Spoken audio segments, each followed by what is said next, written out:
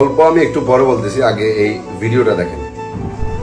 এই যে কোরআন শরীফ ধরে বললাম, কারোর সাথে কোনোদিন দেখাও করবো না, অপরিচিত কারোর সাথে কথাও বলবো না, তোমার কথা মতো চলবো, সব কিছু তোমার কথা মতো করবো। বর্তমানে কোরআন শরীফ জিনিসটাকে অনেকজন এমন ভাবে নিতেছে, মনে হতেছে এটা একটা খেলনার বই, যেটা দিয়ে আমরা ইচ্ছা যখন হবে তখন খেলবো, খেলার পর এটা ছেড়ে দেবো। বিকজ এটার মর্মটা এখন বর্তমানে কেউ জানতেছেই না, বুঝতেছেই না। কথায় কথায় কসম, কথায় কথায় ওয়াদা দেওয়া, কথায় কথায় প্রমিস করা, যা খুশি তাদের তা করতেছে। কাবা শরীফ, কোরআন শরীফ, ধর্ম, মা বাবা, এগুলা তাদের কাছে জাস্ট একটা খেলনা মনে হইতেছে। ওইটা ধরে কসম কাটতেছে, এটা দিয়ে কসম কাটতেছে, ওইটা বলে কসম কাটতেছে। একটা মানুষ বিশ্বাস না করে কোথায় যাবে? বিশ্বাস তো তাকে অবশ্যই করতে হবে, বিকজ বিশ্বাস করার জন্য যা যা করার আমি তা তা করবো। তারপরে ওই মানুষটাকে আমি বিশ্বাস দিব যে আমি ওর সাথে আছি, এবং যখন ওই মানুষটা আমার প্রতি পুরোপুরি অ্যাট্রাকটিভ হয়ে যাবে, পুরোপুরি আমার উপর ডিপেন্ডেন্ট হয়ে যাবে, পরে দেন একটা সময় ছেলেটা মেয়েটাকে প্রপোজ করে, এবং মেয়েটা ওর প্রপোজালটা অ্যাকসেপ্ট করে নিয়েছে। তো খুবই ভালো তাদের সম্পর্ক চলতেছিল, একে অপরের জন্য এতটা পাগল ছিল।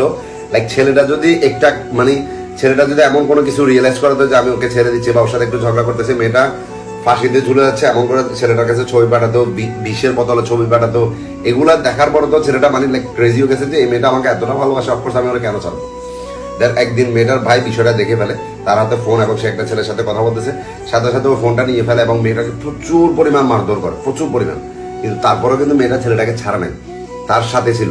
একটা দিন তাদের মধ্যে কথা বন্ধ ছিল। এরপরে একদিন হঠাৎ করে মেয়েটার একটা কাজিনের ফোন থেকে ছেলেটাকে ফোন করে বলে যে আমার যদি একটা ফোন হতো তাহলে আমার জন্য ভালো হতো, আমি আপনার সাথে ওই ফোনে দিয়ে কথা বলতাম, কেউ দেখতো না। ছেলেটা বলতেছে যে যদি এই ফোনটা নেওয়ার পর যদি তোমার ফ্যামিলি দেখে ফেলে তো তখন আরো বেশি প্রবলেম হবে, তখন কি করবে? বলতেছে যে দেখবে না, কেউ দেখবে না, আমি আমার মতো করে চালাবো, আমি আমার মতো করে ইউজ করবো। দেন ঠিক আছে, একটা ফোন নিয়ে নিল এবং ছেলেটার সাথে কথা বলতেছে, খুবই ভালো চলছে। ওইখান থেকেই মেয়েটার আরেকটা কাজিন এই ছেলেটাকে ফোন করে বলে যে আপনি কে বা আপনার পরিচয় কি? তখন ছেলেটা সবকিছু বলে যে আপনি করে বিয়ে করবেন নাকি এমনি জাস্ট এগুলো বলতেছেন? আপনি যদি বিয়ে করবেন বলেন তাহলে আপনার ফ্যামিলি মেম্বারকে পাঠান, ওদের সাথে আমরা কথা বলি, দেখি। এরপরে ওইখান থেকে বিষয়টা এইভাবে শেষ হয়ে গেল। দেন পরে মেয়েটাকে ওইখান থেকে বাড়িতে নিয়ে গিয়ে মেয়েটাকে মারধর করা হয়েছে বা অনেক কথা বোঝানো হয়েছে, অনেক কিছু করা হয়েছে। দেখতেছে যে মেয়েটা কোনো মতে কন্ট্রোলে আসতেছে না। দেন তার মেয়েটার ভাইয়ের মনটা একটু গলে গেছে, তার ছেলেটাকে সে ফোন করছে। ফোন করার পর বলতেছে যে আপনি বলছেন আপনার ফ্যামিলি মেম্বার পাঠাবেন, কই পাঠালেন না তো? তখন ছেলেটা বলতেছে যে আপনারা তো কিছু বলেন না আমাকে, হ্যাঁ না বা আপনারা সবাই রাজি কিনা, এই জন্য আমি কিছু বলি না। তখন মেয়েটার ভাই বলতেছে যে ঠিক আছে আপনার ফ্যামিলি মেম্বার পাঠান, আমরা তাদের সাথে কথা বলবো। পরে বলতেছে ঠিক আছে আপনি ওরা একটু ফোনটা দেন, মেয়েটাকে। তো মেয়েটাকে দেওয়ার পর মেয়েটাকে বলতেছে যে তোমাকে কেউ মারধর করছে বা কিছু বলছে, আর আমার ফ্যামিলি মেম্বার পাঠাবো, তুমি কি রাজি? তখন মেয়েটা বলতেছে যে অফকোর্স আমি রাজি, আমি যদি বিয়ে করতে হয় তো আপনাকেই করবো, না হলে লাইফে আমি কাউকে বিয়ে করবো না। দেন ছেলেটা তার পরিবারকে বিষয়টা বলছে, বলার পরে পরিবার থেকে অনেকজন গেছে, মেয়েটার বাড়িতে যাওয়ার পরে পছন্দ করছে, মেয়েটা দেখে আসছে। দেখে আসার পরে এরপরে যাই মেয়ের পরিবার যখন ছেলেটার বাড়িতে আসছে, দেখতেছে যে ছেলেটার মাটির ঘর, এবং দেখার পরে ওইখানে যায় অনেক কথা বলতেছে, না রাজি হবে না, এটা যে দেখ ওদের ঘর বাড়ি এমন বা ছেলেটা কেমন, কি আসো বিষয়, তুই এটা করিস না। কিন্তু মেয়েটাকে কেউ বুঝাতে পারে না। ছেলেটা ওইটা কলে ছিল, বলতেছে যে আমি বিয়ে যদি করি তো আমি ওরেই করবো, না হলে লাইফে আমি আর কাউরে বিয়ে করবো না, আপনারা যা ইচ্ছা তা করেন।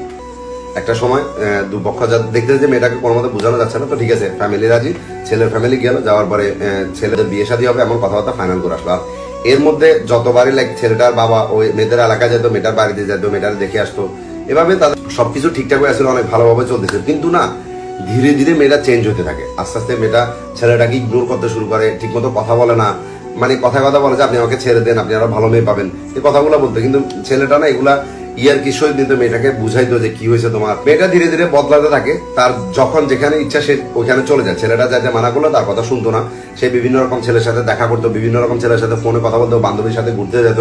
কিন্তু এই বিষয়গুলো ছেলেটা পছন্দ ছিল না। একটা সময় মেয়েটা বলতেছে যে আমি আর এই প্যারা নিতে পারবো না, আমার দ্বারা তোমাকে ভালোবাসা সম্ভব না, তুমি তোমার মতো রাস্তা দেখো, আমি আমার মতো রাস্তা দেখি, তুমি আমাকে ছেড়ে দাও, তুমি ভালো মেয়ে পেয়ে যাবা, আমার তোমার সাথে থাকাটা পসিবল না। কিন্তু এই মেয়েটা একটা সময় ওই ছেলেটার জন্য এত মায়ের খাইছে, এত ভালোবাসছে ছেলেটারে, যে ওই ছেলেটা তার প্রতি এতটাই ডিপেন্ডেন্ট হয়ে গেছে যে ওই মেয়েটাকে না পেলে সে মারা যাবে। কিন্তু ওই টাইমে এসে মেয়েটা পুরোপুরি বদলে গেছে। আর তার বদলানোর পিছনে কারণ একটাই, যে ছেলেটার অতিরিক্ত পরিমাণ কেয়ারিং এবং অতিরিক্ত ভালোবাসা মেয়েটার কাছে প্যারা মনে হইতেছে। আর ঠিক তখনই তার মনে হইতেছে যে তার লাইফটা এমন না, সে চাইলে আরো ভালো একটা লাইফ ডিজার্ভ করে। সে বিভিন্ন রকম ছেলের সাথে কথা বলবে, কেউ তাকে ডাক দিবে না, কেউ তাকে কিছু বলবে না, তার লাইফটা ওইরকম লাইফ দরকার। ঠিক আছে, এরকম ছেলেটার সাথে থেকে তার জীবন সে ধ্বংস করতে পারবে না। বাট ছেলেটাকে যত মেয়েটা বুঝাচ্ছে বা যত ইগনোর করতেছে, যত কথা বলতেছে, ছেলেটা কিন্তু সরতেছে না। ছেলেটা মেয়েটাকে ভালোবাসতে, তো তার সাথে তার থাকার ইচ্ছা, ঠিক আছে, যে আমার যাই কিছু হয়ে যাক আমি তোমাকে চাই, তোমার সাথে থাকবো। যে মেয়েটা তার পুরো পরিবারের সাথে যুদ্ধ করছে এই ছেলেটার জন্য, সে এখন এমন হয়ে গেছে, ঠিক আছে। এরপর একদিন ছেলেটা তো কোনো মতো শুনতেছে না বা মেয়েটাকে ছাড়বে না, সে স্ট্রেট কথা বলে দিছে। মেয়েটা কি করলো, ছেলেটার মা এবং ছেলেটা সহ একটা গ্রুপ খুলছে। গ্রুপ খুলে ডিরেক্ট মানে ছেলেটার মায়ের সামনে বলতেছে যে আমি আপনাকে চাই না, আপনাকে আমার ভালো লাগে না, আপনার সাথে কথা বলতে আমার বিরক্ত লাগে, তো আপনি আমাকে আর ফোন দিবেন না, আপনি আপনার মতো থাকেন, আমি আমার মতো থাকি, আমাকে আর ফোন দিবেন না প্লিজ। তখন ছেলের মা বলতেছে যে ও যাতে থাকতে চাইতেছে না, ও যাতে আসবে না বলতেছে, তো তুই আর এখানে জোর করে কোনো লাভ নাই, ওরা ছেড়ে দিয়ে ওর মতো থাকতে দেয়। দেন ওই দিন থেকে তাদের মধ্যে আর কোনো রকম কথাবার্তা হয় নাই। পরে এখন ছেলেটা খোঁজ খবর নিয়ে শুনতেছে যে মেয়েটা মানে বিভিন্ন রকম ছেলের সাথে কথা বলা, বাইরে ঘুরতে যাওয়া, যা মন চাইতেছে তার সেটাই সে করতেছে। মানে তার একটা বিন্দাস লাইফ সে পেয়ে গেছে, যেটা সে চাইছিল। আসলে সত্যি কি এটা লাইফ? এটাকে লাইফ বলা হয়? আমি এই গল্পের কথা বেশি বাড়াবো না, আমি শুধু এতটুকু বলবো যে এইরকম মানে ফ্রিডম যে মেয়েরাই চাইছে তারা লাইফে কখনো আর যাই হোক হ্যাপি হতে পারে না।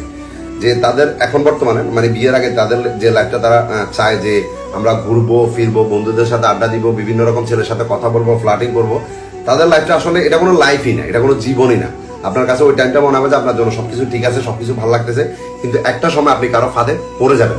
আর তখন ওই মানুষটার আপনি এত পরিমাণ ভালোবেসে ফেলবেন যে একটা ছেলে কেন আপনি পুরো পৃথিবী ছেড়ে দিতে রাজি থাকবেন। কিন্তু তখন কি হবে জানেন, আপনি যেরকম একটা ছেলের সাথে পড়ছেন ঠিক তার থেকেও আরো ভয়ঙ্কর ভাবে সেই ছেলেটা আপনাকে ছেড়ে দিয়ে চলে যাবে। আর তখন আপনার রিয়েলাইজড হবে যে আপনি ওই ছেলেটার সাথে কতটা খারাপ কাজ করছেন। কিন্তু তখন আর ওই ছেলেটাকে আপনি পাবেন না চাইলেও, বিকজ সে তার মতো করে নিজে রিকভারি হয়ে গেছে। আপনার মতো মেয়েকে তার আর এখন প্রয়োজন হবে না। আর ঠিক তখন আপনি ধুকে ধুকে মরবেন এবং প্রতি রাতে কান্না করবেন আর বালিশ ভিজবেন, ভিজিয়ে চিন্তা করবেন যে লাইফে আমি এত বড় ভুল করছি, যার জন্য এখন আমার নিজের জীবনটাকে আমি নিজের নরক বানায় ফেলছি। আসলে আপনাদের এটা কোনো জীবনই না, বিকজ আপনাদের কাছে এখন মনে হতেছে যে সবকিছু ঠিক আছে, ঠিক আছে, কিন্তু একটা সময় আপনার ভুলের মাসুল আপনি সারাটা জীবন দিয়ে যেতে হবে। আর ব্রাদার, আমি তোমাকে একটা কথা বলি, যে মেয়েটা একবার ছেড়ে দিয়ে চলে গেছে, যার কাছে কোরআন শরীফ বলো, মা বাবা এগুলোর কোনো পরোয়া নাই, ওরকম মেয়েকে তুমি বিয়ের আগে জেনে গেছো, এটা ভালো হয়েছে, ঠিক আছে। যদি বিয়ের পরে জানতা তখন তোমার লাইফটা আরো শেষ হয়ে যেত। তো আল্লাহ তোমাকে বাঁচাইছে বলো। আর একটা কথা বলি, প্রত্যেকটা মেয়েকে বা প্রত্যেকটা ছেলেকে কোরআন শরীফটাকে না খেলনা ভাবে নেবেন না, এটা অনেক ইম্পর্টেন্ট একটা জিনিস। আর এটার এই যে কসম কাটতেছেন, এই যে ওয়াদা দিতেছেন একটা কোরআন শরীফ ছুঁয়ে, আর এইটার প্রতিফল যেদিন আপনি পাবেন ওই দিন আমি বলতেছি মৃত্যুর যন্ত্রণা আপনার কাছে কিচ্ছু মনে হবে না। বিকজ কোরআন শরীফটা কোনো খেলনা না, এটা একটা পবিত্র জিনিস যেটাকে নিয়ে আপনি খেলা করতেছেন। যখন তাকে ইচ্ছা খুশি আপনি ওয়াদা দিয়ে দিতেছেন ওটা ছুঁয়ে। আল্লাহর এত বড় একটা পবিত্র গ্রন্থকে আপনারা সবাই না খেলনার মতো নিতেছেন। একটা কথা মনে রাখিয়েন, আল্লাহ ছাড় দে কিন্তু ছেড়ে দে না। আর যেদিন আল্লাহ পাক ধরবে তো মনে রাখবেন পৃথিবীর কেউ আর আপনাকে বাঁচাতে পারবে না। আর আমি তোমার জন্য দোয়া করি ব্রাদার, ইনশাল্লাহ তোমার লাইফ খুব তাড়াতাড়ি ঠিক হয়ে যাবে, তুমি সবকিছু ভুলে যাবা, খুব ভালো কিছু তুমি পাবা। জাস্ট নিজের লাইফের উপর ফোকাস রাখো, যে ঘরটা মাটির ছিল ওটাকে বিল্ডিং এ পরিণত করো, নিজের ক্যারিয়ারের প্রতি ফোকাস করো। অনেক মেয়ে আসবে আর যাবে, এইসব মেয়েদের নিয়ে কখনো চিন্তা করিও না, নিজের টাইম ওয়েস্ট করিও না, বিকজ এরা মেয়ে নামে কলঙ্ক। এদের জন্য নিজে কান্না করা তো দূরে থাকে, আমি 1 মিনিটের ঘুম পর্যন্ত মারা পছন্দ করবো না, ঠিক আছে। তো আশা করি তোমার উত্তরটা তুমি পেয়ে গেছো। আর যেটা বলছি লাইফে এটাতে এম রাখো, এই মেয়েটা যদি লাইফে নেক্সট টাইম কখন আসতে থাকে ডিরেক্ট একটা কথা বলবা যে না, তোর জন্য আমার যে ফিলিংসটা ছিল সেটা মারা গেছে, আর সাথে তুইও মারা গেছিস, এখন আমি বিন্দাস আছি, ভালো আছি, আলহামদুলিল্লাহ।